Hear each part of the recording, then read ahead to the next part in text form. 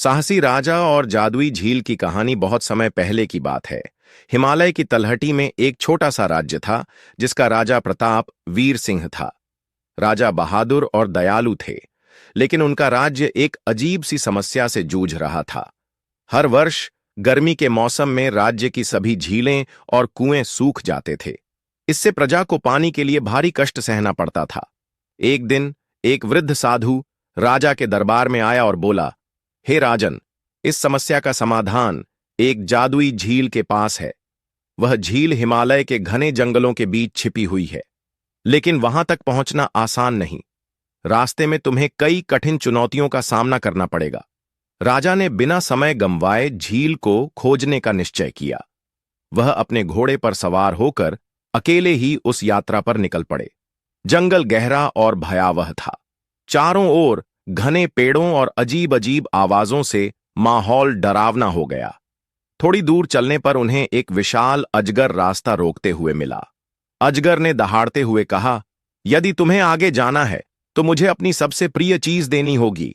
राजा ने सोचा और फिर अपनी तलवार निकालकर कहा, मेरी सबसे प्रिय चीज मेरी प्रजा है और उन्हें बचाने के लिए मैं किसी भी बलिदान को तैयार हूं।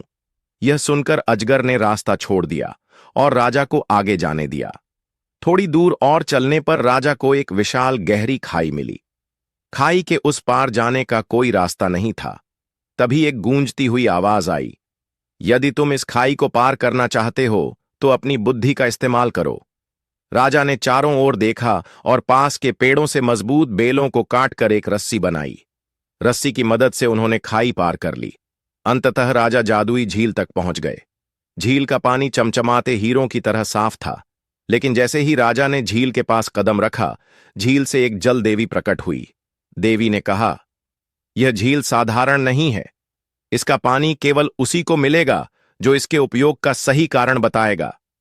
राजा ने सिर झुकाकर कहा, मेरा राज्य सूखे से पीड़ित है। मेरी प्रजा पानी के बिना कष्ट झेल रही है। मैं इस झील का पानी केवल अपनी प्रजा की भलाई के लिए चाहता हूं। देवी ने मुस्कुराते हुए कहा, तुमने अपनी बहादुरी, बुद्धिमानी और दयालुता से सिद्ध कर दिया है कि तुम इस पानी के योग्य हो। झील का पानी अब हमेशा तुम्हारे राज्य की नदियों और झरनों में बहेगा। तुम्हारे राज्य में कभी सूखा नहीं पड़ेगा। राजा ने देवी को धन्यवाद दिया और खुशी खुशी अपने राज्य लौटे। जब राजा ने यह खुशखबरी प्रजा को सुनाई तो पूरे राज्य में उत्सव मनाया गया। उस दिन से राजा प्रताप वीर सिंह की बहादुरी और उनके राज्य की समृद्धि की कहानी दूर दूर तक फैल गई। लोग उन्हें सच्चे और साहसी राजा के रूप में याद करते रहे। वीडियो अच्छी लगी तो वीडियो को लाइक करें और कमेंट में राधे राधे जरूर लिखें। और ऐसी वीडियो देखने के लिए हमारे चैनल को सब्सक्राइब करें।